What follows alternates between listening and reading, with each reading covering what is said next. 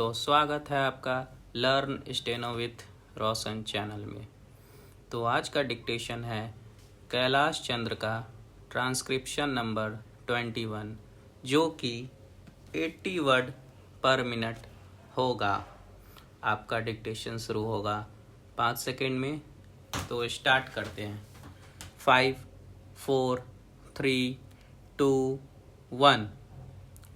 Now coming back to the question of minorities, you will please find why this particular resolution has been so widely put in that it might include a religious minority as well, a linguistic minority as well, or an economic minority, as some honorable members rightly pointed out.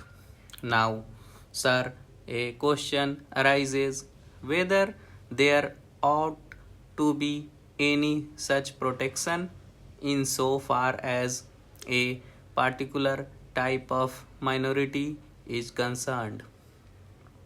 I shall deal with the question of minorities at some length, but you will please find, sir, what the honorable mover wants is that there ought to be a permanent minorities commission. It ought to be endowed with statutory powers. Therefore, sir, an attempt is being made for the first time by my honorable friend for driving a wedge between a community and a community.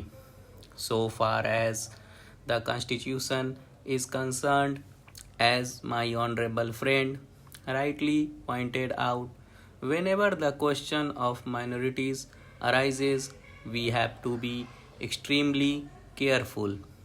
The Constitution is a very sacred document which has embodied all the different aspects of the common question of India's nationality.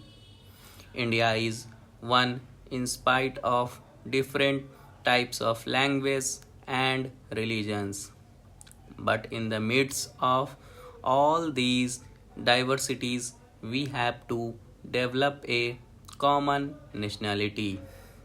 Therefore, whenever we consider the question of the development of the nation and the interest of the nation, you cannot afford to think in terms of either of religion or of language. It is true, sir, that there are different religions. It is also true that there are different languages. Therefore, a question arose, and the framers of the Constitution had to devise a constitution in the midst of the unity of India with certain diversities here and there. For that purpose, what they did was they devised a common nationality for the whole of India, and insofar as religious minorities were concerned, they were given certain rights. I would not go into the details regarding the provisions of the fundamental rights regarding the practice of religion. Certain rights have been given to the religious minorities, and beyond that, it would not be proper to bring in the religious minorities for political rights. For that, we have to be extremely careful. I would also point out that while we have to develop a common nationality, the members of the Indian nation have to understand that we are one nation. Therefore, certain rights in respect of religious minorities were given. They were fundamental rights, and most of them are justiciable rights. Here we stopped so far as the religious rights were concerned. Then a question arose: what ought to be the attitude of not only the government but the society regarding the language? It was true that there were certain interests of the regional language. Now, these languages require to be developed, but they were not meant for dividing one man from the other.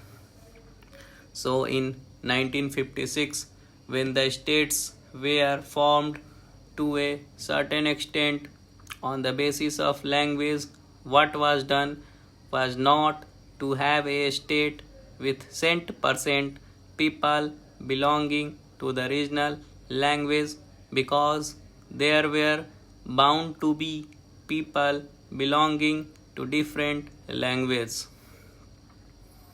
That was the reason why this question was considered at great length, and the State Reorganization Commission also went into this question of linguistic minorities.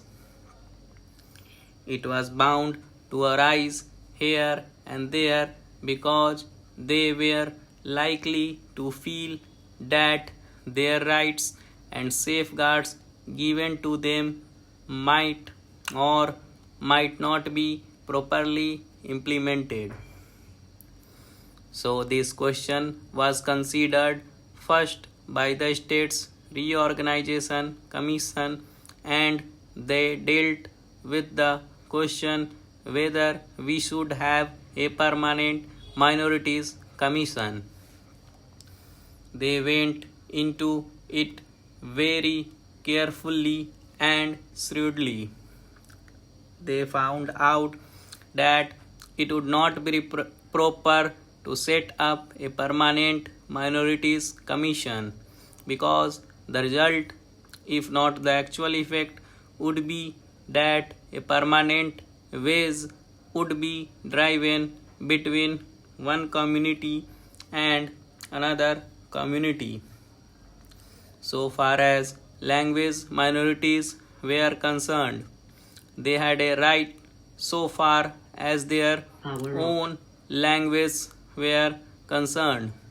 They had also an obligation to understand the language of the majority in the particular state.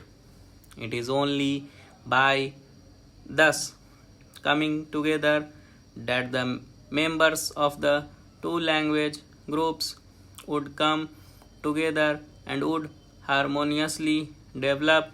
But it was found at the time when the States Reorganization Commission had to consider this, that some machinery should be devised for safeguarding the rights of linguistic minorities only, and after full consideration, what was considered was that only in respect of linguistic minorities certain rights should be extended and certain rights should be safeguarded, and officer should be appointed by the president for making a report on the question whether these rights of the linguistic minorities are or are not properly safeguarded.